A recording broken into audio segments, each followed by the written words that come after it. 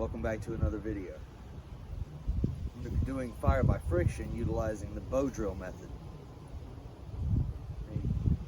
Surely you've seen this on a lot of the survival shows and either other channels. And one of the things that I want to stress is conditions have to be perfect for this.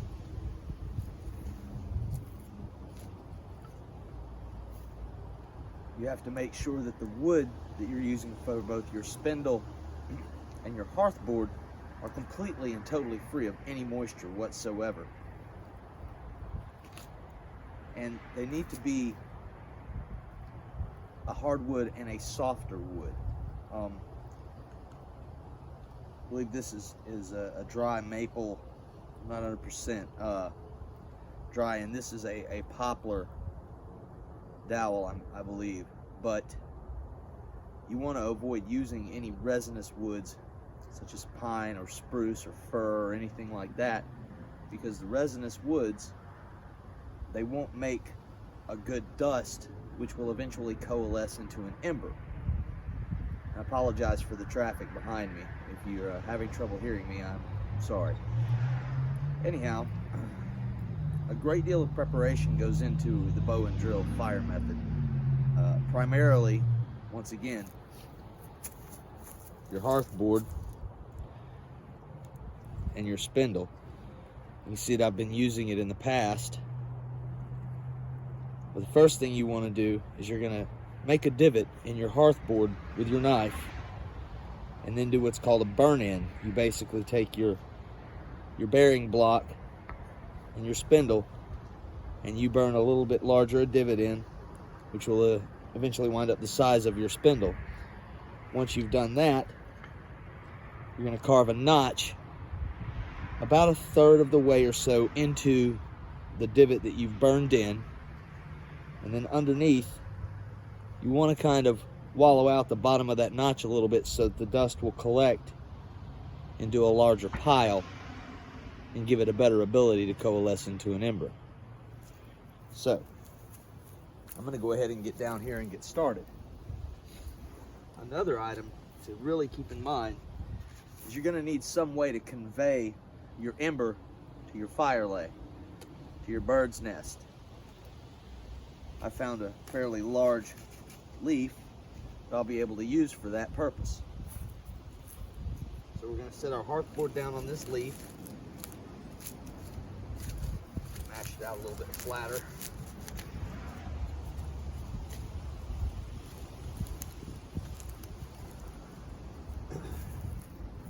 When selecting your bow, try to find a stick that's already got some type of a curvature to it. I was able to find this limb. It's got this section here that's kind of offset from the rest. Carved it down to be able to tie my string around it on both ends. And if you'll notice, it's a little bit longer than from my armpit to my fingertip. This gives me the ability to make longer pulls and pushes, which imparts more rotation to the spindle and results in a little bit less work having to be done by me. Don't get it wrong. When you see the videos that you see of people getting these fires going, they've probably spent a good 30 minutes working and working and working until they finally get an ember and then edit it. This doesn't always go fast. Conditions have to be perfect. I'm sure you can hear the wind. It's slightly windy. That can be used to my advantage, and I'll demonstrate that in a moment. But for now, let's go ahead and get started.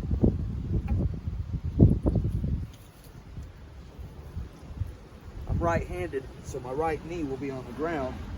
I'm going to place my left foot on my hearth board using the ball of my foot so that I don't rock up and down on my heel. I've got my spindle in my bow. Place it in. My bearing block, which happens to be a piece of deer antler, on the top of the spindle like so, and we'll begin. Starting slowly at first, get a good rhythm, working our speed up, and as we work our speed, we'll apply more pressure. The point is to build up a dust, which will begin to collect in our notch. start to see smoke, that's a good sign.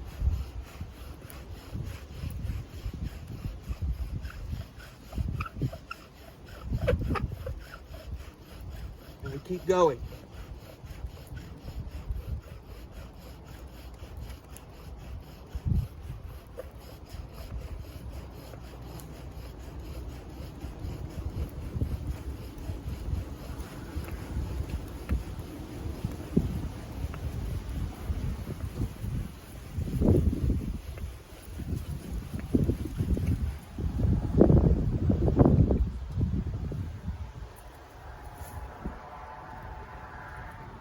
I've got some smoke coming out.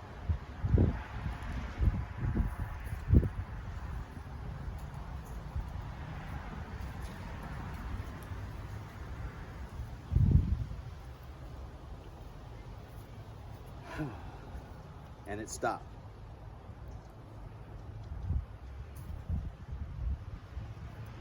Now, I'm going to leave this right where it is.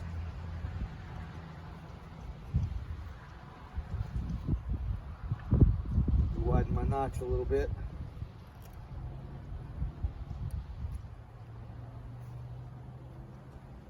I'm going to attempt to place my hearthboard right back on this pile without disturbing it. Reset and start again.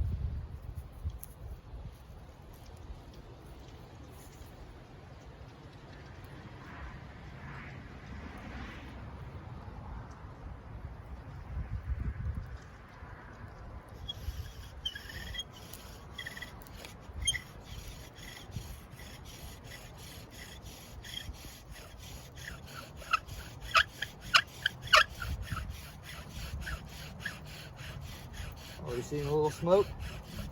Don't stop.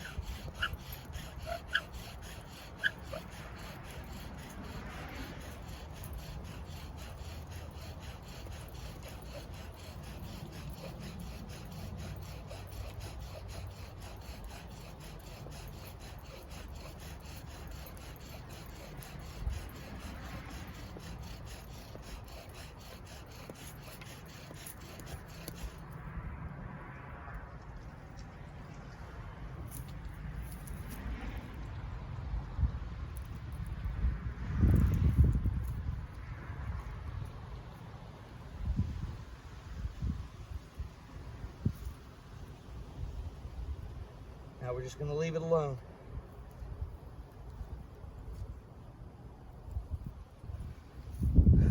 Now, some situations, you'd be highly tempted to hurry up and rush.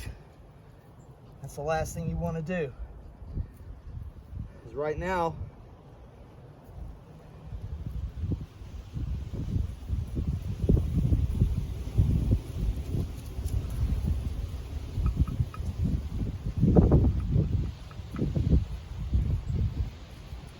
we're shaking.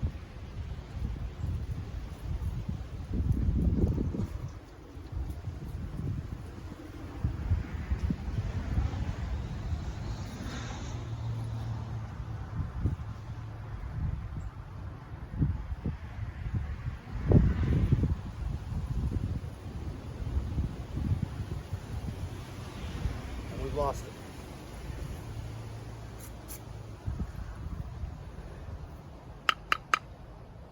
Give it one more try.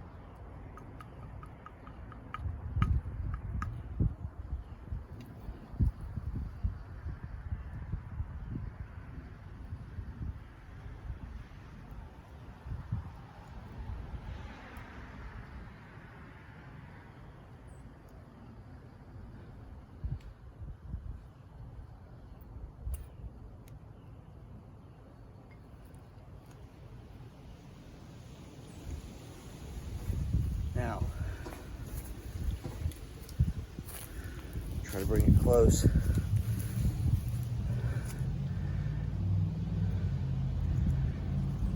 This is life right here. We would transfer this very carefully and gently to our bird's nest and coax that into a flame. Not sure if you can see it, but it's glowing right there.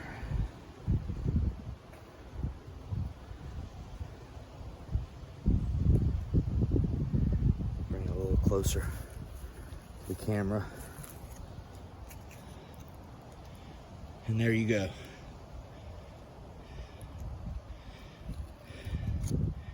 Now is the time we can safely set this aside, away from the wind. Let this ember sit and build. Transfer it to our bird nest. You can see I just knocked it all apart, but we still have some small embers in there.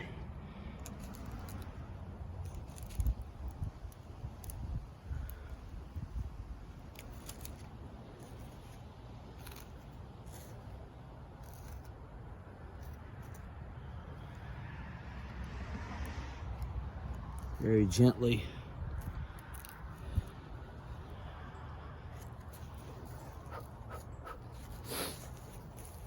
And that is the bow drill friction fire. Something else I want to point out, on your spindle, you'll need an end kind of sharpened to a pencil type point. And this end should be more rounded, almost like a pencil eraser. What will happen is, as you use it in your hearthboard, you know, with them going back and forth with your bow, eventually it'll round itself off like that. And over time, if it loses its effectiveness, you can chamfer it some more to get friction, create more dust.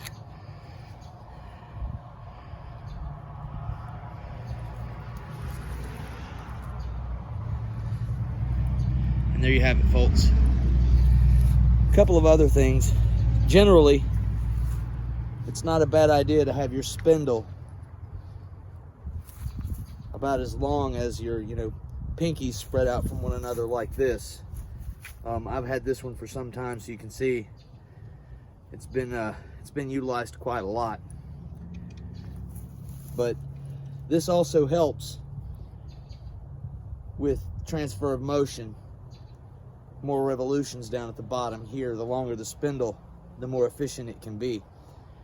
You don't want to have anything really short, because you're also putting weight down, and the more you lean over your hearthboard, the more chance you have of rocking your foot and disturbing your dust and causing a problem with the ember.